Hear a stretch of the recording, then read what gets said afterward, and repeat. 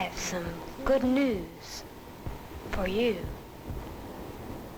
Free passes through our lines will soon be floating down from heaven. For you,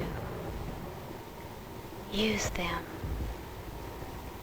We're not really enemies, but friends. So let's get together. Come on over and see me. Real soon.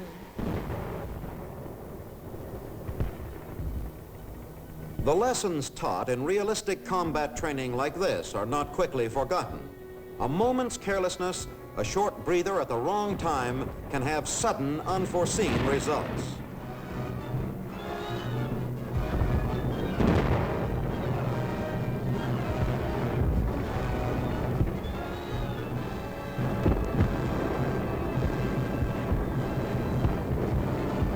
The rules of these maneuver engagements between aggressor and American troops require the men to act in every respect as they would in actual combat.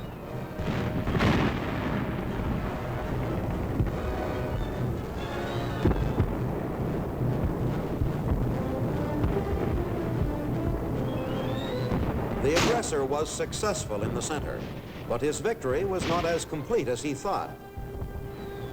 On the flanks, the American lines held and even managed to take a few aggressor prisoners. The prisoners were taken immediately to the nearest command post where a U.S. interrogating officer was ready to go to work on them in their own language. That's strong point right here in this rural junction.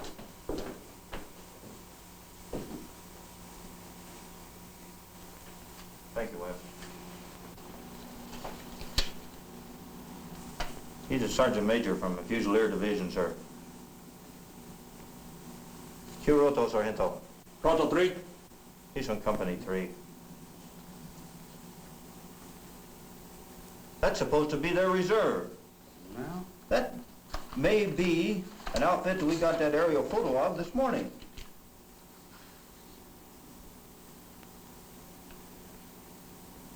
SDC Teal, Roto 3. where are you? Where are you? Looks like they've committed a reserve, sir.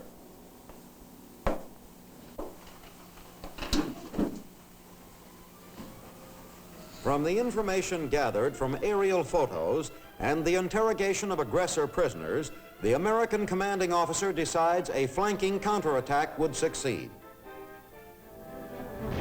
Combat training, to be effective in maneuvers, must be coordinated with realistic intelligence activities. Knowing that the aggressor forces have already committed their reserve elements, the U.S. troops push the attack to defeat their maneuver enemy.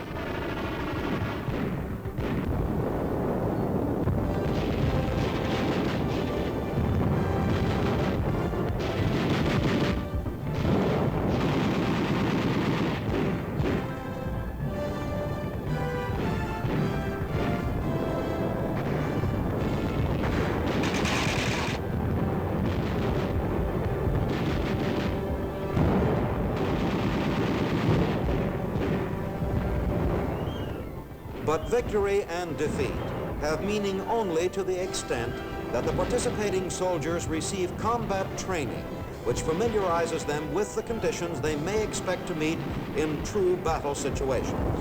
If all the men, U.S. and aggressor forces alike, have grown in combat experience, then the maneuver has been a success, and the purpose of having an aggressor force has been fulfilled. Our only function is to make training as realistic as possible, to let American soldiers experience the sensation of fighting against different soldiers with different tactics, a different language, and a different philosophy of life. And now, I think I better turn the big picture back to Sergeant Queen. I'm sure we all have a much better idea of just what the aggressor concept is, and how it plays a major part in making American Army training more realistic and therefore much more effective. As a recent prisoner of the aggressor, I can tell you it is effective. Thank you, Captain Evans. This is Sergeant Stuart Queen, inviting you to be with us again next week for another look at your Army in action on The Big Picture. The Big Picture is a weekly television report to the nation on the activities of the Army at home and overseas. Produced by the Army Pictorial Center. Presented by the United States Army in cooperation with this station.